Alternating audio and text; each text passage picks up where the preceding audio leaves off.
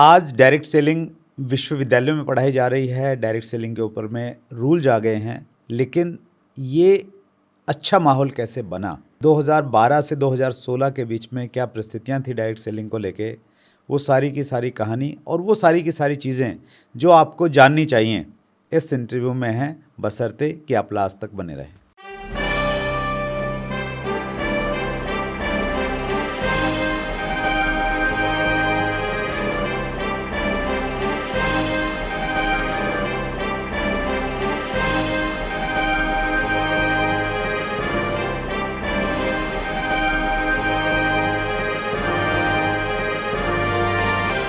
दोस्तों नमस्कार, आदाब, सत श्री अकाल। चैट विद सुरेंद्र वत्स के नए एपिसोड में आप सबका बहुत बहुत स्वागत है। 1 जनवरी 2019 को हमने आपके सामने पहला एपिसोड प्रस्तुत किया था और तब से लेके बहुत सारे लोगों से, अलग अलग क्षेत्र के लोगों से आप मिले हैं। आज का एपिसोड बेहद ख़ास है। एक ऐसी पर्सनैलिटी आज हमारी मेहमान है जिन्होंने पर्दे के पीछे रह के डायरेक्ट सेलिंग इंडस्ट्री के लिए बहुत बड़ा काम किया। डायरेक्ट सेलिंग में अगर आज आप डायरेक्ट सेलिंग रूल्स 2021 देख रहे हैं और उसके बाद की जितनी भी डेवलपमेंट देख रहे हैं, उनकी बैकग्राउंड में एक व्यक्ति ने बहुत बड़ा काम किया। आज वो हमारे मेहमान हैं। आइए हम सब लोग मिलके बहुत उत्साह के साथ और बहुत कृतज्ञता के साथ, ग्रेटिट्यूड के साथ में स्वागत करें। आज हमारे मेहमान हैं रमेश कैलासम सर। बहुत बहुत स्वागत है सर चैट विद सुरेंद्र वत्स में आपका। धन्यवाद। हमारे यहाँ पे जो ज़्यादातर लोग आते हैं सर, वो पर्दे के सामने वाले लोग रहते हैं, जो फील्ड में रहते हैं, काम करते हैं। उनकी लाखों करोड़ों की फॉलोइंग रहती है। लेकिन आपने काम तो उनसे भी बहुत बड़ा किया है, लेकिन पर्दे के पीछे रह के किया है इंडस्ट्री के प्रति। तो वो सब हम जानेंगे, लेकिन शुरुआत आपकी बैकग्राउंड से करते हैं, जन्म से लेके और अब तक की जो आपकी जर्नी रही उससे शुरुआत करते हैं सर। धन्यवाद। मेरी पैदाइश हुई थी जमशेदपुर बिहार में, जो आज झारखंड में है। हाँ, ओके। और उसके बाद मैं पला बड़ा हुआ कई शहरों में, कई गांवों में, जैसे कि कलकत्ता हो गया, उड़ीसा हो गया, मध्य प्रदेश हो गया। फादर सेंट्रल गवर्नमेंट में थे? हाँ, फादर पहले एयरफोर्स में थे, उसके बाद फिर सेंट्रल गवर्नमेंट के एक अंडरटेकिंग में काम कर रहे थे, ministry of steel and mines में। तो ट्रांसफ़र हर साल, हर 2 साल होता था। जब तक मैं 10वीं में पहुंचा, करीब 6-7 स्कूल बदल चुका था। और आखिरी में फिर मैं चेन्नई में बोर्डिंग स्कूल में पढ़ा, आखिरी जो 10वीं 11वीं 12वीं वगैरह। और उसके बाद फिर मैंने कॉलेज किया हैदराबाद में। मैंने अपना बीकॉम किया, फिर मैंने कॉस्ट अकाउंटिंग किया। सो अभी आई एम जो है cost and management accountant bye qualification. और मैंने अपनी जो शुरुआती जो कैरियर थी वो मैंने अकाउंटेंट के तौर पे स्टार्ट किया। और उस ज़माने में अकाउंटेंट्स को हमको ज़्यादा कुछ तनख्वाह नहीं मिलता था, तो स्टार्टिंग हमने सर्वाइव की सैलरीज जैसे 500 रुपये महीना, 1000 रुपये महीना वगैरह। और ये गारंटी नहीं था कि अगला अर्निंग कहाँ से आएगा। तो मैं काफ़ी कुछ कर रहा था। मैं कार्टून ड्रॉ कर रहा था न्यूज़पेपर्स के लिए, उसमें 100-150 रुपये मिल जाते थे। ज्वेलरी डिज़ाइनिंग करता था, कुछ डिज़ाइन सेलेक्ट हो गई थी इंटरनेशनल लेवल पे, उसमें कुछ पैसे आ गए। और फिर मैं लिखना भी चालू कर दिया था। एंड बीच में जब थोड़ा टाइम मिला तो मैंने कुछ डायरेक्ट सेलिंग भी किया था। अच्छा, as a direct seller? As a direct seller. Okay. कौन से साल की बात रही हूँ? ये थी 1995-96 की बात। अच्छा, वेरी इनिशियल। हाँ, वेरी इनिशियल डेज। तो हैदराबाद में मैंने वो भी साइड में स्टार्ट किया था। और फिर मैं साइड में लोगों के अकाउंट्स भी मेंटेन करता था, सैटरडे संडे। तो 7 दिन काम करते थे। और almost 365 days in a year to get that basic thing कि फैमिली ठीक ठाक चल जाए। उसके बाद मेरी जो जर्नी काफ़ी इंटरेस्टिंग हो गई कि फाइनेंस और अकाउंट्स तो आज भी खून में दौड़ता है। तो कहीं पे भी कुछ भी देखता हूँ, फर्स्ट जो नज़र आता है वो नंबर्स हैं। लेकिन उसके बाद मैं सेलेक्ट हुआ था गवर्नमेंट ऑफ आंध्र प्रदेश के centre for good governance setup करने के लिए, जो एक इनिशिएटिव थी then prime minister Vajpayee ji, Tony Blair जो यूके के प्रधानमंत्री थे, और चंद्रबाबू नायडू जो आंध्रा के सीएम थे। और मैंने वहाँ पे सेंटर फॉर गुड गवर्नेंस की फाउंडिंग टीम के साथ हमने सेटअप किया था, हमारा काम था सारे जो हैं लॉज और रेगुलेशंस जो करीब इंडिपेंडेंस के बाद से कुछ किसी ने देखा भी नहीं था, उन सबको आइडेंटिफाई करके चेंज करना था। तो करीब उसका नाम था smart governance, simple, moral, accountable, responsive and transparent. Okay. And इसमें से काफ़ी गवर्नेंस रिफॉर्म्स निकल के आई जो भारत में ही नहीं विदेशों में भी अडॉप्ट हुई, जो एमर्जिंग कंट्रीज़ थे वगैरह। उसके बाद मैं गुड़गांव आया 2004 दिसंबर में। यहाँ पे एक ई गवर्नेंस सेंटर सेटअप हो रही थी ओरेकल और HP के बीच में, और मैं उसको हेड करने के लिए आया था। और यहाँ से भी काफ़ी ई गवर्नेंस प्रोजेक्ट्स जो आज हम सारा जो ऑटोमेशन हुआ है आज भारत में, बहुत सारी चीज़ें उस सेंटर से भी निकली आइडियाज़ के तौर पे और प्रोटोटाइप्स के तौर पे जो गवर्नमेंट ने अडॉप्ट किया। और आपकी जो सारी जो प्रोजेक्ट्स आज ऑटोमेटेड है, आप कुछ भी हम सोचते हैं, गवर्नमेंट पहला ऑटोमेशन दिया सिटीजन्स को, बिज़नेस बाद में आई, बिज़नेस अपना ऑटोमेशन कर रहा था। ये मैं हमेशा कहता हूँ कि डायरेक्ट टू कंज्यूमर जो है, डायरेक्ट टू सिटीजन्स गवर्नमेंट ने पहले दिया। आपकी सारी जो वाहन, सारथी, आपकी driving licence, income tax filing, सब कुछ गवर्नमेंट ने पहले ऑटोमेट कर दिया। बिज़नेस जो थी ERP सिस्टम्स लगा रही थी अपने बैकएंड को संभालने के लिए, लेकिन बिज़नेस टू कंज्यूमर्स जो है वो आज हम देखने को देख रहे हैं, जो स्टार्टअप्स जिन्हें मैं रिप्रेजेंट करता हूँ आजकल, उनसे आया है। तो आप कुछ भी ऑर्डर कर सकते हो between a business and a consumer with N intermediary in between. इसके बाद मैं ओरेकल के बाद मैं अप्लाइड मटेरियल्स एक कंपनी में था, जहाँ पे मैंने भारत के सेमीकंडक्टर पॉलिसी और सोलर पॉलिसीज़ पे काम किया। उसके बाद IBM में था, साउथ एशिया हेड था गवर्नमेंट अफेयर्स का, और काफ़ी पॉलिसीज़ पे काम किया, काफ़ी गवर्नमेंट प्रोजेक्ट्स पे भी काम किया। और उसके बाद मैं एप्को वर्ल्ड वाइड का MD था इंडिया में, जो काफ़ी वाइब्रेंट गुजरात वगैरह और बहुत सारे पॉलिसीज़ पे इंडस्ट्री और गवर्नमेंट के साथ मिलके काम किया। और अब जो है मैं MD हूँ indiatech.org का, जो एक इंडस्ट्री बॉडी है जो स्टार्टअप फाउंडर्स का आवाज़ गवर्नमेंट के साथ ले जाती है, और हम पॉलिसीज़ पे काम करते हैं। जैसे हमने लिस्टिंग पे काम किया, आज सारी जो इंडियन कंपनीज़ लिस्ट हो रही हैं स्टार्टअप्स, वो सारी उसी वजह से हो रही हैं क्योंकि हमने काफ़ी इनिशिएटिव्स लिए गवर्नमेंट के साथ। और ईज़ ऑफ डूइंग बिज़नेस पे काम करते हैं, पॉलिसी अनलॉक पे काम करते हैं, बहुत सारे ऐसे इनिशिएटिव्स पे काम करते हैं। और डायरेक्ट सेलिंग का जो मेरा मेजर काम था वो 2012 से लेके 2016 तक था, गाइडलाइंस आने तक, और उसके बाद भी मैं जुड़ता रहा बैकएंड पे, और उसके बारे में विस्तार से चर्चा करेंगे। डायरेक्ट सेलिंग पे आए हैं हम सर। उससे पहले आपने जो एक टर्म यूज़ की अपने लिए, कॉस्टिंग मैनेजमेंट, क्या टर्म था वो? Cost and management accountant. अच्छा, कॉस्ट एंड मैनेजमेंट अकाउंट। ये क्या होती है और इसमें क्या काम रहता है सर? तो भारत में जो है आपकी 3 बॉडीज़ हैं। एक है चार्टर्ड अकाउंटेंट्स इंस्टीट्यूट, दूसरा है कॉस्ट अकाउंटेंट्स इंस्टीट्यूट। अच्छा, ये सारा एक्ट ऑफ पार्लियामेंट है। अच्छा, ओके। और तीसरा है कंपनी सेक्रेटरी। ओके। सो ये तीनों जो हैं एक्ट ऑफ पार्लियामेंट हैं। इसमें से आपको एनरोल होना पड़ता है, आपको एग्ज़ाम्स लिखनी पड़ती है। 4 एग्ज़ाम्स होती हैं, इंटरमीडिएट के 2 और फाइनल के 2, टोटल 16 पेपर करीब होती है। ये आप पास करने के बाद आपको ये डिग्री दी जाती है, और ये डिग्री के बाद आप सर्टिफाइड प्रोफेशनल हो as per act of parliament to undertake activities जो उस इंस्टीट्यूट की अंडर में आती है। तो CMA जो है, कॉस्ट अकाउंटेंट्स को CMA कहा जाता है, कॉस्ट एंड मैनेजमेंट अकाउंटेंट। लेकिन CMA उतना प्रचलित नहीं है जितना CA और CS है। CA जो है आपका जनरल अकाउंटिंग का काम करते हैं, तो हर किसी को पता होता है। CMAs हैं वो बनी थी इंडस्ट्रियल रेवोल्यूशन के ज़माने में और फिर इवॉल्व होते आ गई है।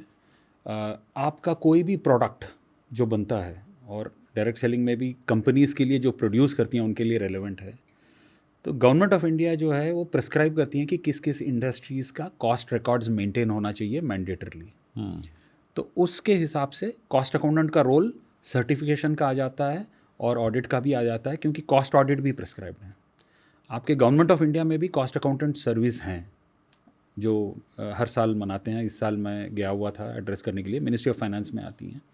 और ये जो इंस्टीट्यूट है ये गवर्न होती है मिनिस्ट्री ऑफ कॉर्पोरेट अफेयर्स से, और इनका काम होता है कि मैन्युफैक्चरिंग सेटअप में आपको प्रोडक्ट की कॉस्ट पे वर्क करें। तो अभी उनका रोल और बढ़ता जा रहा है, क्योंकि बैक एंड का रोल होता है इनका सबसे ज़्यादा, और ये कंज्यूमर फेसिंग नहीं है, इसकी वजह से ज़्यादातर कंज्यूमर्स को नहीं पता, लेकिन सारे जो कंपनीज़ होती हैं, जो लार्ज मैन्युफैक्चरिंग यूनिट्स हैं, पब्लिक सेक्टर हैं, इनके यहाँ पे आपको काफ़ी लोग मिलेंगे। Okay, that's great sir. Direct selling पे आते हैं सर। डायरेक्ट सेलिंग में आपने 2012 से 2016 तक बड़ा एक्टिवली काम किया। मैं थोड़ा सा अपने बारे में आपको बताऊं, क्योंकि उस प्रकार से कभी परिचय नहीं हुआ। मैं 2001 में मैं डायरेक्ट सेलिंग से जुड़ा था एज ए डायरेक्ट सेलर, और 2011 तक बहुत अच्छे से हम लोग काम कर रहे थे, and I was top achiever of my company. 2011 में जब इंडस्ट्री टफ टाइम से गुजर रही थी, तो उस समय अचानक क्या हुआ सर, हमारी कंपनी चलती कंपनी रातों रात 100 मोटो केस लगा के FIR लॉन्च करके और बंद कर दी, दिसंबर 2011। और अचानक ये हुआ कि क्या हो गया, मतलब सब कुछ कल तक ठीक था, सब कुछ अच्छा था, और फिर हमने एक बड़ा लंबी लड़ाई लड़ी, आंदोलन किया हमने। दिल्ली में हमने रामलीला मैदान से शुरुआत की, फिर जंतर मंतर पे हम लोग 10-12 दिन रहे, प्राइम मिनिस्टर तक हमारा मुद्दा गया, और बहुत सारे लोग थे रोड पे, सड़कों पे, और फाइनली प्रधानमंत्री थे उसमें मनमोहन सिंह जी, तो उनके माध्यम से बात राजस्थान में गई। राजस्थान में अशोक गहलोत जी CM थे उस समय, और हम फाइनली जयपुर में उद्योग मैदान करके एक जगह है, जैसे हमारे दिल्ली में जंतर मंतर है, तो वो धरना प्रदर्शन का स्थल है एक्चुअली। वो वहाँ का जो पार्लियामेंट है, सेक्रेटरीट है, उसके पास में ही है, विधानसभा के पास में। तो वहाँ सर हम एग्जैक्टली तो मुझे ध्यान नहीं, शायद 160 दिन के आसपास हम वहाँ पे सुबह शाम दिन रात वहीं पे कई 100 लोग वहीं पे रहे हम लोग। दिन में हज़ारों लोग हो जाते थे, रात को 300-400 लोग वहीं पे ग्राउंड में ही सोते थे हम लोग।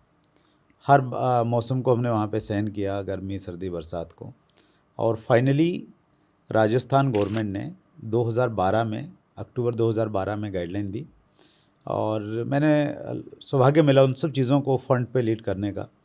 लगभग 30-35 बार मैं मुख्यमंत्री जी से मिला होऊंगा, और वो दूर से जाते ही पहचान जाते थे, और वो कहते थे भाई तुम्हारा काम अभी कोर्ट में है, हम कुछ नहीं कर सकते हैं। तो हम यही कहते हैं सर आप गाइडलाइन दे दो, बाकी हम करवा लेंगे। तो फाइनली उस समय मेरे को एक चीज़ समझ में आई कैलाशम सर कि इंडस्ट्री अगर सेफ़ नहीं है ना, तो फिर कंपनी सेफ़ नहीं हो सकती। वसीम बरेलवी साहब का एक शेर है कि घर सजाने का तसव्वुर तो बात का है, पहले ये तय हो कि घर को बचाया कैसे जाए। तो इंडस्ट्री बचेगी तो कंपनियां तो बची जाएंगी। तो मैं बड़ी क्लोजली जुड़ गया एसोसिएशंस के साथ में। मुझे DSDW direct selling distributor welfare association का प्रेसिडेंट बना दिया, FDSA की जो एक डिस्ट्रीब्यूटर विंग थी, और फिर बड़ी क्लोजली हम लोगों ने काम किया। राजीव गुप्ता जी को आप अच्छे से जान ही रहे हैं, तो हमने RTI लगा के हमने काम की शुरुआत की। वही 2011-12 से हमने शुरुआत किया ये सब, और गाइडलाइंस आई, वो पूरी प्रक्रिया मेरे सामने से गुजरी है। तो एक फ्रंट पे हम काम कर रहे थे, एक फ्रंट पे आप काम कर रहे थे। तो वो क्या काम था 2012 से 2016 तक का, और कैसे आपका वास्ता पड़ा डायरेक्ट सेलिंग से? बिल्कुल। तो हम जो है उस समय काम कर रहे थे ऐपको में, और हमारा काम था इन्वेस्टमेंट्स प्रमोशन करना। काफ़ी स्टेट्स के साथ हम काम कर रहे थे, सेंटर के साथ भी काम कर रहे थे, और एक चीज़ उठ के आ रही थी कि एक पर्टिकुलर सेक्टर जो है जिसमें पोटेंशियल है लाइवलीहुड के मामले में। लाइवलीहुड बड़ा फंडामेंटल चीज़ है जिसमें मैं जुड़ा हुआ हूँ।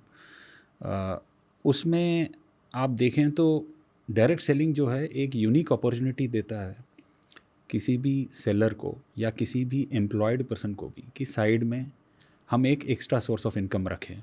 कुछ लोग प्राइमरी सोर्स ऑफ इनकम है, कुछ लोग का एक्स्ट्रा है। बहुत सारे घरों में उनका जो घर चलता है इसकी वजह से, क्योंकि जो वुमेन एसोसिएटेड हैं उनके घर से वो भी इसमें जुड़े हुए हैं, और कंपनियां भी काफ़ी आ रही थी। लेकिन कोई भी इमर्जिंग सेक्टर, जैसे कि अब मैं स्टार्टअप्स में भी डील कर रहा हूँ, कोई ढंग से बिज़नेस करना चाहता है, और बहुत सारे ऐसे जो फ्लाई बाय नाइट ऑपरेटर्स हैं वो हर सेक्टर में आते रहते हैं। तो उसमें क्या होता है कि जो एस्टैब्लिश्ड प्लेयर्स हैं उनका नाम भी ख़राब हो जाता है। तो हम ये सारा जब असेसमेंट कर रहे थे डिफरेंट सेक्टर्स का, तो उसमें एक सेक्टर आ रहा था जिसमें सबसे ज़्यादा रिस्क लग रहा था, वो था डायरेक्ट सेलिंग। तो हम लोगों ने जाके काफ़ी कंपनीज़ को अप्रोच किया और हमने पूछा कि आपकी इश्यूज़ क्या हैं। तो वो कह रहे थे कि हम तो सारा इश्यूज़ भेज देते हैं फाइनेंस मिनिस्ट्री में, और हमने पूछा फाइनेंस मिनिस्ट्री में क्यों, तब ये उत्तर आया कि price chits and money circulation scheme, इसी पे हमें सबसे ज़्यादा नुकसान झेलना पड़ रहा है। क्योंकि जैसे कि उस ज़माने में होती थी 80s में 90s में बड़ा कॉमन था ये कि किसी ने चिट फंड खोल दिया, साउथ में काफ़ी ये होता था। चिट फंड खोलने के बाद जो मेन आदमी जिसने पैसा उठाया वो भाग जाता था और एम्प्लॉयज़ वहाँ पे रह जाते थे। पब्लिक जाके कहती थी कि भाई आपने तो हमारा पैसा दोगुना तिगुना करने का प्रॉमिस किया है, लेकिन वो मेन आदमी जो है वो भाग गए हैं। और पुलिस आके पकड़ती थी भी तो लोग हेल्पलेस होते थे। तो ये था कि price chits and money circulation scheme में सबसे पहले जो इंचार्ज हैं उसको अंडर करो। एंड वो सबसे बड़ा रिस्की प्रपोजिशन बन गया डायरेक्ट सेलिंग में भी, क्योंकि डायरेक्ट सेलिंग में आप अगर क्विक एंड इजी मनी की बात करते हो तो एक क्लॉज है price chits and money circulation scheme में, PCMC एक्ट 1978 में, जो ये कहता है कि अगर आप क्विक एंड इजी मनी की बात भी करते हो, जहाँ पे आप कहते हो कि ये इतना पैसा है, मेरे पास कल 100 रुपये थे आज 1 लाख हो गए, या फिर मेरे पास आप भी अगर 100 रुपये इसमें डालोगे और कुछ काम करोगे तो 1 लाख रुपए हो जाएगा कल तक मैं अपनी फैमिली को हिमाचल भी नहीं ले जा सकता था, अब मैं स्विट्ज़रलैंड ले जाता हूँ। ऐसे टाइप के जो एंटाइसमेंट्स हैं इनको बोला जाता है कि ये क्विक एंड ईजी मनी है, जहाँ पे आप मेहनत नहीं दिखा रहे हो, आप सिर्फ ये दिखा रहे हो कि पैसा डबल ट्रिपल हो जाएगा। डेमोस्ट्रेट इस प्रकार से कर रहे हो, अगर कोई भी मैसेजिंग इस प्रकार के करते हो तो जो सुनने वाला है वो अगर नियरेस्ट पुलिस स्टेशन में भी जाता है तो ये केस बन जाता है PCMC में कि ये क्विक एंड ईजी मनी का डेमोन्स्ट्रेशन दिया है, या फिर इन्होंने प्रमाण दिए हैं कि इस स्कीम में क्विक एंड ईजी मनी बन जाएगा। तो जैसे ही वो आता है वो price chits and money circulation act में आता है, जो फाइनेंस मिनिस्ट्री के अंदर में आता है। तो सारे जो कंपनियां हैं वो फाइनेंस मिनिस्टर को रिप्रेजेंट कर रही थी।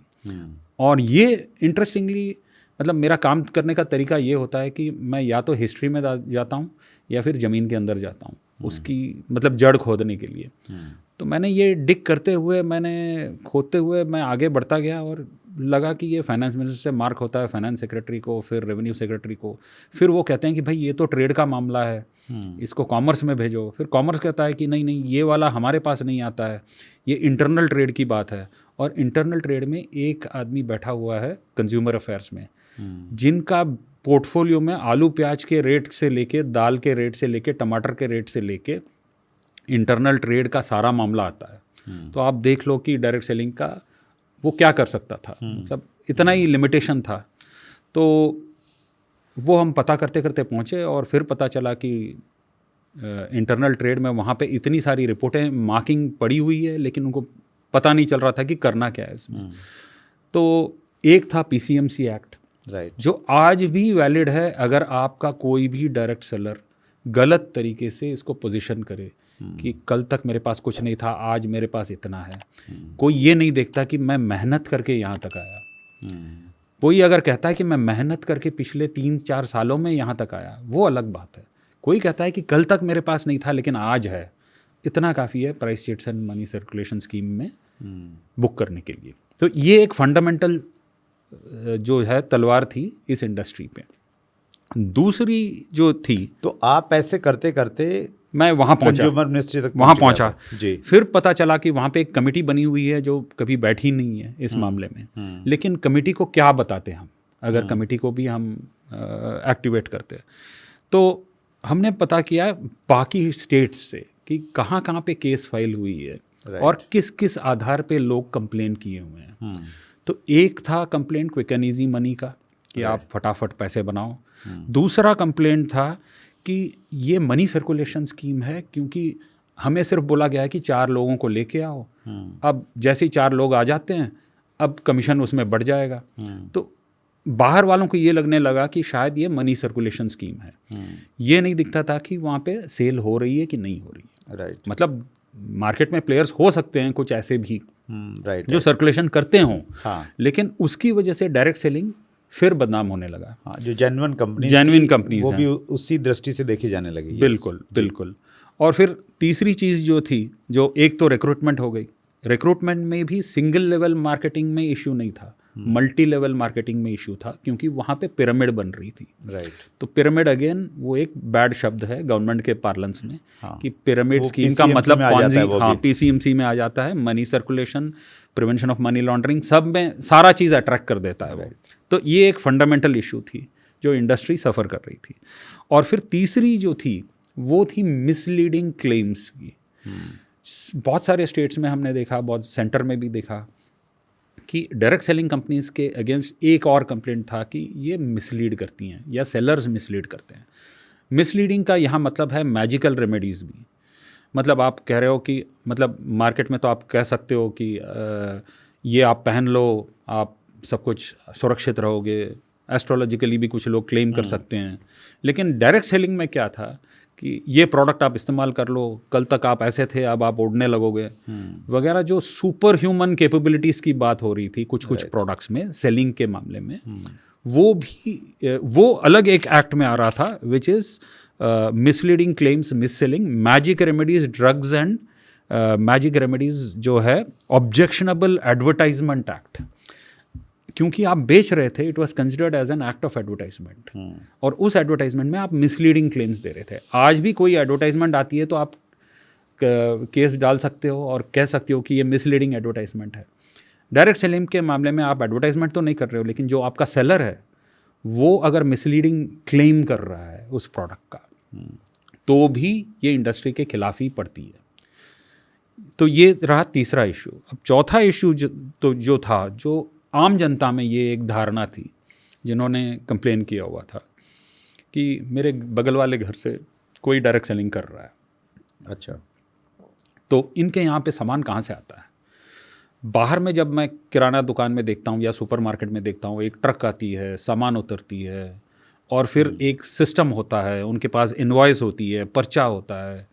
ये सामान अपने आप इनके घर में कहाँ से अपने आप पैराड्रॉप हो रही है, वही टर्म यूज़ किया जाता है। पैराड्रॉप का मतलब पैराशूट से सीधा आसमान से आपके कमरे के अंदर पहुंच गया, और जो कंसर्न जो पर्सन है या फिर लेडीज़ हैं जो उस सोसाइटी में बेच रही हैं, वो अपने आप बेचने लग गई। तो एक गलत धारणा थी कि सामान जो है पैराड्रॉप होके घर में आ रहा है, ये न टैक्स भर रहे हैं, न सामान मार्केट से आ रहा है, और पता नहीं कहाँ से ये सामान आ रहा है, इलीगली आ रहा है, मैन्युफैक्चर भी हो रहा है कि नहीं हो रहा है, ऐसी धारणाएं बैठ गई थी। तो कुछ लोग ऐसे भी कंप्लेंट कर दिए थे कि डायरेक्ट सेलिंग इंडस्ट्री जो है टैक्स शायद नहीं भरती है।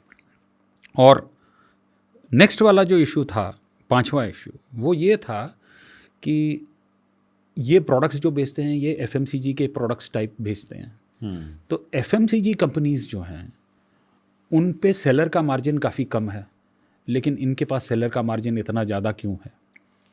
और एक चीज़ थी कि एफएमसीजी जो कंपनीज़ हैं वहाँ पे 5-6 हाथ निकल के फिर सामान आती है जी। इनके पास कहाँ से सीधा आ जाता है। तो बीच में डीलर डिस्ट्रीब्यूटर का नेटवर्क ही नहीं है, फिर भी सामान आ रही है जी। तो लोग ये मानने को तैयार नहीं थे कि ये लीगल हो सकता है। तो कुछ कंप्लेंट्स ऐसे भी आई हुई थी। एक और आई हुई थी कि ये शायद टैक्स नहीं काटते होंगे, न टैक्स भरते होंगे। उस टाइम जीएसटी नहीं आई हुई थी, तो लोग का ये मानना था कि वैट नहीं भरते होंगे स्टेट्स में वगैरह, ऐसे बहुत सारे धारणाएं थी। तो मैंने ये सारा चीज़ जो है, मुझे लगा कि अगर मैं हर एक चीज़ का अगर जवाब वर्कआउट करके नहीं देता हूँ कंसर्न जो अप्रीहेंशंस हैं डिफरेंट अथॉरिटीज़ को, क्योंकि कंज्यूमर अफेयर्स मिनिस्ट्री ने भी ये कहा था कि इस मामले में फाइनेंस को आपको बताना पड़ेगा, इस मामले में आपको सीरियस फ्रॉड इन्वेस्टिगेशन ऑफिस को कन्विंस करना पड़ेगा, इस वाले मामले में किसी और को करना पड़ेगा। तो मैंने एक एक चीज़ पे रिसर्च किया, तो काफ़ी इंटरेस्टिंग जो है बात आई। अब एक चीज़ था कि हमने कंपनीज से भी बात की और हमने ये कहा कि अगर आप अपने सेलर्स पे जो है एक टाइप का अंकुश नहीं लगाएंगे कि क्या बोल सकते हैं क्या नहीं बोल सकते हैं, कल आपको कोई नहीं बचा सकता। तो कंपनीज को मैंडेटरली ये करना चाहिए कि आप बता दो अपने सेलर को कि आप मिसलीडिंग क्लेम्स नहीं कर सकते, रिक्रूटमेंट में आप कमीशन नहीं दे सकते, और कंपनीज को अपनी पॉलिसीज चेंज करनी पड़ेगी अगर आप कमीशन दे रहे हो तो। Money laundering PCMC act compliance पे आपको ध्यान देना पड़ेगा। और मोर इम्पॉर्टेंट ये जो है जो गवर्नमेंट के साइड में कंसर्न्स था, बड़ा सिंपल एक एग्जांपल देता हूँ। जब हमने वर्कआउट किया तो हमने बैलेंस शीट्स डाउनलोड की, प्रॉफिट एंड लॉस डाउनलोड किया, सारे top 5 FMCG companies of India के। अच्छा, जो other than direct selling. Other than direct selling, क्योंकि FMCG की बात हो रही थी। राइट। क्वेश्चन ये था कुछ गवर्नमेंट ऑफिशियल्स का कि आप ये बता दो कि कमीशन इतना ज़्यादा क्यों है डायरेक्ट सेलिंग। हाँ, तो उन्होंने कमीशन कैपिंग की बात की थी तब उन्होंने कहा कि हम 10% से ज़्यादा कमीशन नहीं देंगे। तो हमने कहा क्या बेसिस पे आप बात कर रहे हो? तो उन्होंने कहा कि FMCG कंपनीज़ में ज़्यादातर जो एंड सेलर है उसको हमने बात किया 6 से 8% मिलता है कोई प्रोडक्ट पे। मतलब retailer to consumer. Retailer to consumer, मतलब रिटेलर को 6 से 8%, that was their benchmark. Right. तो हमने कहा कि ठीक है, लेकिन उसके पहले कितने हाथ बदले हैं वो हमें देखने चाहिए। तो आपका जो है होलसेलर है, फिर सुपर स्टॉकिस्ट है, स्टॉकिस्ट है, डिस्ट्रीब्यूटर है, फिर बाद में आपके पास आता है बड़े रिटेलर के पास, फिर छोटे रिटेलर के पास। तो 5-6 हाथ तो बदलती है और हर स्टेज पे 6 से 8% मिलता है। तो कुल मिला के कुछ प्रोडक्ट्स में तो 55% जो factory price versus final product है वो हो सकता है। तो हमने कहा कि यहाँ पे भी वही सिनेरियो है। फिर वहाँ पे एक और लाइन आइटम था कि FMCG कंपनीज़ में एडवर्टाइजमेंट कॉस्ट काफ़ी ज़्यादा है। वो बिल बोर्ड्स, एडवर्टाइजमेंट दुकानों के ऊपर, या फिर जो है आप ड्राइव करते हो तो हाईवेज़ पे सब जगह में वो एडवर्टाइजमेंट डालते हैं। बड़े बड़े फैशन मॉडल्स या फिर सेलिब्रिटीज़ को इंडोर्स करवाते हैं, टेलीविज़न में आता है, मैच के बीच में उनका एडवर्टाइजमेंट आता है। आपका क्या खर्चा है? आप तो ये सब कुछ करते नहीं हो। तो वही स्ट्रेंथ बना ये बताने के लिए कि यहाँ पे वो सारा काम डायरेक्ट सेलर कर रहा है। डायरेक्ट सेलर का काम होता है उसे सेल करना। तब उसी रिलेटेड में उन्होंने एक और क्वेश्चन जो रेज किया था ये पूछने के लिए कि आपका जो MLM मार्केटिंग का कॉन्सेप्ट है उसमें मैंने आपको रिक्रूट किया, आपने सेल किया, तो मुझे क्यों उसका हिस्सा मिलना चाहिए जी। तब वहाँ पे भी यही एडवर्टाइजमेंट का एग्जांपल काम आया कि जो बेच रहा है उसको फर्स्ट राउंड पे बेचना नहीं आता है। उसके साथ मुझे टाइम इन्वेस्ट करना पड़ता है, उसके साथ जाना पड़ता है, उसको सिखाना पड़ता है कि कैसे बेचना है माल, और उसके बेसिस पे फिर उसको आता है कि बिकॉज मैंने वो एफर्ट डाला है, मेरा भी उसमें से एक हिस्सा बनता है। राइट। तो उसके बेसिस पे हमने ये प्रूव किया कि एडवर्टाइजिंग का जो एफर्ट है यहाँ पे डबल ट्रिपल से ज़्यादा भी है, क्योंकि किसी को कुछ प्रोडक्ट अच्छा से पोजीशन करना आता है, किसी और को किसी और पोजीशन को प्रोडक्ट को पोजीशन करना आएगा, तो उसके हिसाब से पटना चाहिए। फिर एक और जो कंसर्न आया था कि प्रोडक्ट पे उन्होंने कहा कि जैसे कोई भी साबुन ले लो, किसी डायरेक्ट सेलिंग कंपनी का उन्होंने मॉइस्चराइजिंग साबुन लिया जिसका रेट 75 रुपये था, और फिर उन्होंने एक स्टैंडर्ड FMCG कंपनी का रेगुलर सस्ता सा साबुन उठाया जो 18 रुपये का था। उन्होंने कहा ये 18 पे बिक रहा है, वो 75 पे बिक रहा है, इसका मतलब बीच में मनी सर्कुलेशन हो रहा होगा, इसीलिए आपने 75 लगाया। तो फिर हमने उसको कंपैरिजन में पूछा कि वो जो साबुन जो आप 75 रुपये का कह रहे हो वो क्या साबुन है? तो उन्होंने कहा कि ये मॉइस्चराइज़र साबुन है। तो हमने कहा कि फिर मॉइस्चराइजिंग साबुन के साथ कंपेयर किया जाए। तो फिर उन्होंने एक स्टैंडर्ड जो इंटरनेशनल फेमस ब्रांड था वो साबुन का रेट बताया 45 रुपये। तो हमने कहा कि ठीक है 45 रुपये कितने ग्राम का है? तो उन्होंने कहा 25 ग्राम का है, और ये वाला जो 75 रुपये था 75 ग्राम का था। तो फिर हमने पर ग्राम बेसिस पे प्रोडक्ट बाय प्रोडक्ट एक्सप्लेन किया, ये दिखाने के लिए कि यहाँ पे मनी सर्कुलेशन नहीं हो रहा है। आप कंपेरेबल प्रोडक्ट लो और उसकी वेट भी कंपेयर करो।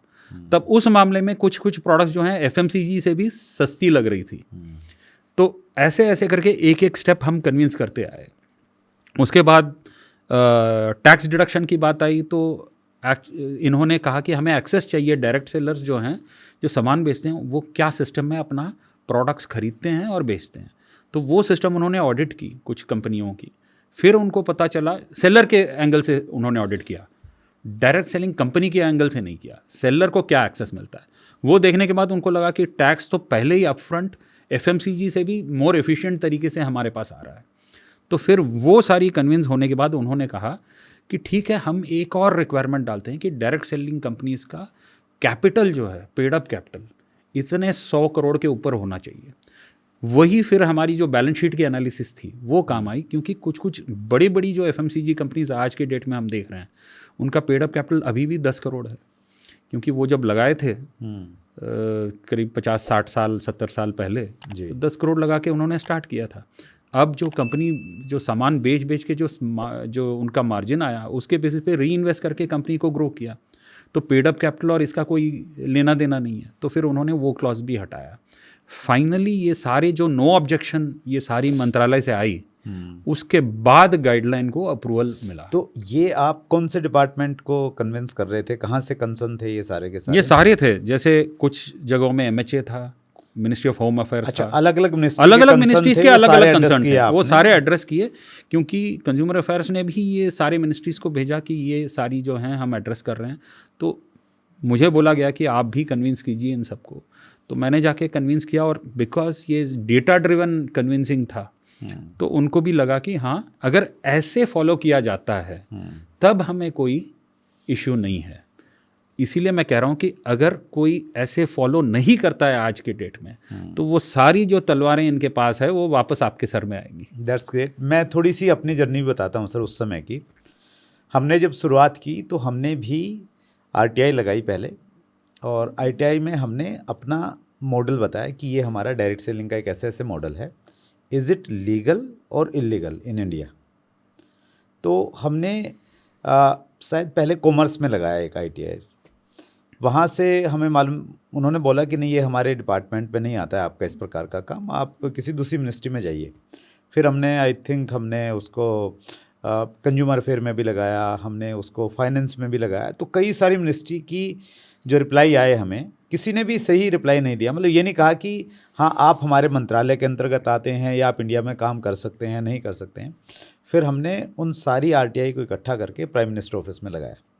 फिर इंटरमिनिस्ट्रियल कमेटी बनी इनिशियली, और हमने, जैसे आपने बताया कि लोगों को बड़ा अजीब लगता था कि भाई ये जो हमारा जो अभी ट्रेडिशनल मार्केटिंग सिस्टम है, इसमें तो होलसेलर भी है, रिटेलर भी है, एडवर्टाइजमेंट भी है, और ये ऐसा कौन सा सिस्टम आ गया नया, ये कैसे काम करेगा। तो उसी प्रकार की चीज़ें थी हर जगह। उदाहरण के लिए कंज्यूमर अफेयर मिनिस्ट्री में जाकिर हुसैन जी उस समय थे डायरेक्टर, तो हम उनके पास में गए, तो हमने उनको अपना पेपर दिया, तो उन्होंने बोला पेपर साइड में रखो, आप पहले मुझे पेपर पे समझाओ कि ये होता क्या है। ये आज तक मेरी समझ में नहीं आया कि क्या होता है डायरेक्ट सेलिंग, पेपर पे बताओ। तो पेपर पे हमने उनको ये सारा का सारा ग्राफ बताया कि जी ये होलसेलर, रिटेलर, ये एक तो सिस्टम ये है, और दूसरा सिस्टम ये है कि मैन्युफैक्चर से सीधा हम ऐसे कंज्यूमर को प्रोवाइड करवाते हैं। और फिर हमने एक काम और किया उसमें कैलाशम सर, हम बड़े बड़े जो ऑफिसर्स थे उनको हमारे जो सेमिनार्स रहते हैं उसमें लेके गए। जैसे जाकिर जी का तो मुझे अच्छे से याद है, हम उनको कलकत्ता लेके गए एक बार। तो कलकत्ता में उन्होंने अपनी आंखों से देखा कि यूथ है, बच्चे हैं, लड़कियां हैं, वो एक्टिवली काम कर रहे हैं, और उन्होंने उनसे बातचीत किया मीटिंग के बाद में, तुम कहाँ से हो, क्या जुड़े, क्या तुम्हें मिला है, क्या काम है, क्या करते हो। तो उन्होंने डेप्थ में जानने की कोशिश की, उन्होंने हमारी बात पे भी यकीन नहीं किया। और फाइनली जब उनको लगा कि नहीं यार ये एक जेन्युइन काम है और इस पर कुछ काम होना चाहिए, और जाकिर हुसैन जी ने sir out of the box जाके मैं कहूँगा काम किया, उन्होंने सबको कन्विंस किया। और हमारा जो 25वां एपिसोड था चैट विद सुरेंद्र वत्स का, सिल्वर जुबली, तो उसमें हमने जाकिर हुसैन जी को बुलाया था। 50वें एपिसोड में हमने हेम पांडे जी को बुलाया था, जो हमारा गोल्डन जुबली एपिसोड था, और उनको भी हमने ग्रेटिट्यूड जाहिर किया। अब हम करंट पोजीशन पे आते हैं सर। पहले तो रमेश सर आपका बहुत बहुत धन्यवाद, आपने बहुत हमें सहयोग किया है। आज जो ये मंजर दिख रहा है हम सब लोगों को, उसमें आप जैसे लोगों ने बहुत बड़ा कंट्रीब्यूट किया है, और आप कभी पर्दे के सामने नहीं आए हैं, तो बहुत बहुत धन्यवाद उसके लिए। अभी करंट सिनेरियो की बातचीत करते हैं। डायरेक्ट सेलिंग के रूल हमारे पास में आ गए 2021 में। एक अमेंडमेंट की दरकरार थी, वो भी उसमें ऐड हो गया है, लेकिन परसेप्शन आज भी अच्छा नहीं है। इस परसेप्शन को अगर ठीक करना है, आपने एज ए डायरेक्ट सेलर भी काम किया 95-96 में, तो वो भी अनुभव आपके पास में है। आपने गवर्नमेंट को भी कन्विंस किया कि डायरेक्ट सेलिंग पे क्यों रूल्स, क्यों गाइडलाइंस आनी चाहिए, वो भी काम आपने किया। और एक और बात क्या है सर, आप स्टार्टर्स के साथ में काम कर रहे हो, बहुत सारी मिनिस्ट्रीज़ के साथ में, इंडस्ट्रीज़ के साथ आपने काम किया है। उस दृष्टि से अगर डायरेक्ट सेलिंग की जो अभी परसेप्शन है, इसको अगर हमने सुधारना है, तो क्या डायरेक्ट सेलिंग इंडस्ट्री को करना चाहिए? बिल्कुल, बहुत बढ़िया सवाल आपने पूछा है। जो कंज्यूमर अफेयर्स की जो गाइडलाइंस भी थी जो 2016 में, वो हमारा एक अटेम्प्ट था कि कहीं ना कहीं किसी भी रेगुलेशन में डायरेक्ट सेलिंग का जिक्र हो, क्योंकि उसके पहले डायरेक्ट सेलिंग कहीं मेंशन नहीं Yes. था। अब लीगली आपको इंटरनल ट्रेड में डायरेक्ट सेलिंग कंज्यूमर अफेयर्स के अंडर कंज्यूमर प्रोटेक्शन के एंगल से कम आ गया है वो। और उसके बाद जो है डायरेक्ट सेलिंग रूल्स बनी, और फिर जो कंज्यूमर प्रोटेक्शन एक्ट जो पुरानी वाली थी उसमें भी पावर टू मेक रूल्स नहीं थी मिनिस्ट्री के पास। जो नई वाली एक्ट आई है उसमें पावर टू मेक रूल्स है। और कंज्यूमर प्रोटेक्शन के अंदर ये जो रूल्स बनी है, ये एक, मैं कहता हूँ कि ये एक बढ़िया सा स्टेप है जहाँ पे डायरेक्ट सेलिंग इंडस्ट्री को एक डूज एंड डोंट्स बताया गया है। तो आप कम से कम आज गवर्नड हो एक रूल्स के अंडर में। लेकिन इसका मतलब ये नहीं कि जो सारे जो रिस्क फैक्टर्स हैं, जो बाकी सारी जो मैंने एक्ट्स बताई और जो एक्टिविटीज़ बताई हैं वो चली जाएगी। आपके इंडस्ट्री में कोई भी अगर गलत काम करेगा तो वो अट्रैक्ट होंगी, और परसेप्शन हमेशा पब्लिक के साथ ये रहेगा कि किसी ने ऐसा गलत काम किया तो सारे यही करते होंगे जी। ये एक धारणा है जो हमें डिस्पेल करना है। तो इसके 2-3 तरीके हैं। जो बाकी इंडस्ट्रीज़, जो एमर्जिंग टेक्नोलॉजीज़ में भी मैं काम करता हूँ, वहाँ पे भी यही इशू है। तो एक तरीका है कि कोई कोड ऑफ कंडक्ट जो है based on direct selling rules, respective industry associations, चाहे आप किसी भी ग्रुपिंग को रिप्रेजेंट करें, वो एक कोड ऑफ कंडक्ट लागू करने के लिए आप उसको अपने वेबसाइट में डालें, अपने सारे मेंबर्स को उसकी सिग्नेटरीज बनाएं और प्रूफ ऑफ कंप्लायंस मांगें। Proof of compliance will be, मतलब कि आपने कह दिया कि भाई ये कंज्यूमर रूल्स हैं, इसके बेसिस पे हमने एक तगड़ा कोड ऑफ कंडक्ट बनाया है जिसमें डूज एंड डोंट्स हैं। सारी जो कंपनीज हैं दे अबाइड बाय दैट। तो फिर आप जो है एक सेल्फ रेगुलेटरी बॉडी के तौर पे काम कर सकते हैं। जैसे कि आपकी डिफरेंट एसोसिएशंस हैं, FDSA हो गया, IDSA हो गया, और भी डिफरेंट एसोसिएशंस हैं। अगर वो माने कि ये सारी जो है हम कोड ऑफ कंडक्ट बना के हम इसके अगेंस्ट कंप्लायंस करेंगे और हम सेल्फ रेगुलेटरी बॉडी बनेंगे और हम सरकार को रिपोर्ट करेंगे कि ये सारे जो हमारे मेंबर्स हैं ये फॉलोइंग रूल्स एंड गाइडलाइंस से दे आर कंप्लायंट, तो एक कंफर्ट फैक्टर बनेगा वाइट लिस्टिंग का। राइट। मैं ब्लैक लिस्टिंग की कभी बात नहीं करता हूँ, वाइट लिस्टिंग की बात करता हूँ, क्योंकि पॉजिटिविटी उसमें आती है। तो वाइट लिस्टिंग का मतलब ये होता है कि हमने ये रूल फॉलो किया तो हम वाइट लिस्टेड हैं। राइट। जिसने फॉलो नहीं किया वो वाइट लिस्टेड नहीं है। राइट। मतलब जो भी एजेंसीज हैं they are free to go after somebody who is non compliant. ये एक तरीका होता है, सिंपलेस्ट वे, क्योंकि इंडस्ट्री का जो है regulation is must for getting legitimacy, but over regulation में दिक्कत आ जाती है। फिर आप ना इनोवेट कर पाओगे, ना अपनी जो है बिजनेस टेक्निक्स बदल पाओगे, ना मार्केटिंग कर पाओगे, आप कई जगह से आप बंधे रहोगे। तो वो मैं रेकमेंड नहीं करता। इसीलिए सबसे बेस्ट रूट जो है सेल्फ रेगुलेशन की है, compliance to a code of conduct की है, और demonstration of that compliance to the government की है। तो अगर ऐसा कुछ हम मैकेनिज्म बना पाएँ तो जो इससे कंप्लायंट हैं और जो अलाइंड हैं किसी सेल्फ रेगुलेशन से जी, वो फिर सरकार को क्या है, सरकार को कंफर्ट चाहिए। सरकार तो ग्राउंड लेवल पे ये नहीं जाएगी, और जहाँ पे अब्यूज़ या फिर मिसयूज़ की बात आती है जी, अगर आपका कोई मेंबर पता चला कि आप किसी भी ग्रुपिंग के हो और आपने वो कंप्लाई नहीं किया तो वो आप उससे बाहर हो जाओगे। जी। फिर जब तक आप डेमॉन्स्ट्रेट नहीं करोगे अंदर नहीं आ पाओगे। तो ये एक ईजीएस्ट और बेस्ट तरीका है डेमॉन्स्ट्रेट करने के लिए कि हाँ कोई पाया गया तो वो इस ग्रुपिंग का नहीं है।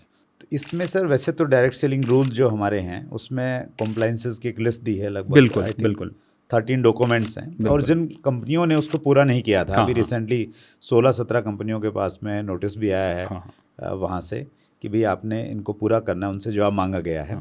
लेकिन एक डायरेक्ट सेलर की दृष्टि से अगर हम लोग देखें सर, वो परसेप्शन को अच्छा करने के लिए क्या कर सकता है? परसेप्शन को अच्छा करने के लिए जैसे मैंने स्टार्टिंग में कहा था, कुछ चीज़ें उसको किसी भी तरीके से फॉलो नहीं करना है। वो ये है कि ओवर सेलिंग ना करे, मिस सेलिंग ना करे, मिसलीडिंग ना करे, कहीं पे ये क्लेम ना करे कि बिना मेहनत के मैंने कमा लिया। तो ये तो हम इसलिए बोलते हैं ताकि सामने वाले लोगों को ये लगे कि भाई ये एक अच्छा काम है, हमें करना चाहिए। तो ये हमारे मतलब नेगेटिव जा रहा है एक प्रकार से, हम ऐसा कह सकते हैं, ऐसा बोलना कि भाई मैंने एक साल में इतना कमा लिया या इतनी नहीं, ये आप गाड़ी कहो खरीद कि ली। आपने एक साल में कमाया, लेकिन आप ये नहीं कह सकते कि कल तक ऐसा था, आज में ऐसा हो गया। मतलब कल और आज में एक दिन का फ़र्क होता है, और वो एक गलत धारणा जाती है, क्योंकि लोग सिर्फ यही कहते हैं कि कल मैं ऐसे था, आज मैं ऐसे हो गया। और ये कल और आज में लोग सोचते हैं कि एक दिन का फ़र्क है। वो कल और आज का जो टाइम पीरियड है वो भी डिफाइन करना ज़रूरी है, क्योंकि आप मेहनत करके कमा रहे हो, ये हवा में नहीं आ रही है। तो वो कंडीशन के साथ में बताना है कि वो भाई condition, मैंने अगर कमाया है तो मैंने बड़ी मेहनत की है। आप कहो hard work बड़ी किया है। मेहनत या स्मार्ट मेहनत या जो भी है, लेकिन अगर मेहनत को आप नकार दोगे उस कन्वर्जेशन से, तो फिर ये क्विक एंड ईजी मनी हो जाएगी। हाँ, वो हमारे लिए खतरे की वो घंटी है। खतरे की घंटी है। और सुनने वाला भी अगर इंटरेस्टेड नहीं होगा, लेकिन उसको अगर थोड़ी बहुत लॉ आती होगी, तो वो सीधा बगल वाले थाने में आपके खिलाफ कंप्लेन कर देगा, और कंपनी जो कंसर्न जो रिप्रेजेंट कर रहा है वो इसके घेरे में आ जाएगी। और कहाँ पे आपको लगता है सर कि आज एक तो ये वाला पॉइंट आपने बड़ा हाईलाइट किया कि भाई जो हम ऐसा बोल देते हैं वैसा नहीं बोलना है, क्योंकि हम दूसरे लोग की तरफ में चले जाते हैं कहीं ना कहीं। बिल्कुल। और एक दो पॉइंट आप और कुछ गाइड करना चाहेंगे? बिल्कुल, जहाँ काम बिल्कुल। करने की जरूरत है। कुछ लोगों को, मतलब मैंने ग्राउंड लेवल पे भी बातचीत की कि क्या आपको परसेप्शन वाइज अगेंस्ट हैं डायरेक्ट सेलर के। तो कुछ लोग ये कहते हैं कि भाई काफ़ी इरिटेट करते हैं, बहुत बार हमारे पीछे लगे रहते हैं, ज़बरदस्ती माल बेचते रहते हैं, कभी कभी धमकी देते हैं। तो बहुत सारी ऐसे चीज़ें हैं जो ग्राउंड लेवल इश्यूज़ हैं। तो लोगों का ये मानना है कि शायद ये ऐसा कर रहा है। लेकिन और एक चीज़ भी इम्पॉर्टेंट है कि अब रेगुलेशन आ गई है, पहले जो थी रेगुलेशन नहीं थी। तो हर डायरेक्ट सेलर के पास एक रेगुलेशन का मतलब डूज एंड डोंट्स होना चाहिए, ताकि वो ये भी बता सके कि हम गवर्नमेंट ऑफ इंडिया के गाइडलाइंस के हिसाब से ये काम कर रहे हैं, एंड हम गवर्नड हैं, रेगुलेटेड हैं ऐसी एंटिटी के साथ। ये वाली जो मैसेज है आज तक नहीं गई है ग्राउंड लेवल पे। राइट। तो तो लोगों का हमेशा ये मानना है कि ये शायद एक ग्रुपिंग है जो कुछ ज़बरदस्ती माल बेच रही है या सामान बेच रही है, और ये हमारे पीछे पड़े हुए हैं, ये इनका काम ही गलत है, ये ना टैक्स देते होंगे ना कुछ देते होंगे। तो समवेयर आपके जो क्लेम्स आप कर रहे हो उसमें एक अगर लाइन आप कंप्लायंस और जो रेगुलेशंस हैं उसके तरफ भी ध्यान दे के बता दें, तो लोगों को ये लगेगा कि ये लेजिटिमेट चीज़ कर रही है। That's great. सो इन चीज़ों का हमें ध्यान रखना चाहिए। और एक चीज़ मैं यहाँ पे लास्ट में ये कहना चाहता हूँ कि आप जिस भी कंपनी के साथ में एसोसिएटेड हैं, आप कंपनी की वेबसाइट पे, ऐप पे जाइए और ये चेक कीजिए कि आपकी कंपनी गवर्नमेंट के जो कंप्लायंसेस हैं वो पूरे कर रही या नहीं कर रही हैं, वो उन्होंने वहाँ पे अपलोड किया या नहीं किया। ये एक सिंपल सा पैरामीटर है जो हर किसी को चेक करना चाहिए, एज ए डायरेक्ट सेलर भी कंपनियाँ करना चाहिए। और जो कंपनियाँ उस पर काम कर रही हैं उनको बहुत ईमानदारी के साथ में, बगैर कुछ छुपाए, वो सारी की सारी चीज़ें, चाहे आपकी ITR है, चाहे आपकी बैलेंस शीट है, चाहे वो जो भी डॉक्यूमेंट्स हों, सारे के सारे आपको करने चाहिए। Thank you so much Ramesh sir, आपने समय निकाला, बहुत अच्छा आपने पहले भी किया 2012 से 2016 तक, और अब भी जहाँ भी आवश्यकता पड़ती है वहाँ पे, चाहे कोई एसोसिएशन का प्रोग्राम रहे, आप हमेशा, आपकी प्रेजेंस हम सबको मोटिवेट करती है सर। और ऐसे ही हम तो अंदर वाले लोग कितना भी अच्छा कहें सर, बाहर वाले लोग जब कुछ अच्छा कहते हैं ना तो उस चीज़ की एक अलग वैल्यू रहती है, एक अलग उसका प्रभाव भी रहता है। सो इसी प्रकार हमें सहयोग करते रहिए सर, और हम लोग देश की प्रगति में डायरेक्ट सेलिंग इंडस्ट्री बड़ा योगदान देना चाहती है। तो आपने समय निकाला, दिल की गहराई से बहुत बहुत धन्यवाद। Thank you. सो ये थे रमेश कैलासम सर, जिन्होंने पर्दे के पीछे रह के पूर्व में बहुत अच्छा काम किया और अब भी बहुत अच्छा काम कर रहे हैं। अगले मंगलवार को रात्रि 8 बजे फिर एक बड़ी पर्सनैलिटी से मुलाकात होगी। अपना ख्याल रखिएगा। बहुत बहुत धन्यवाद।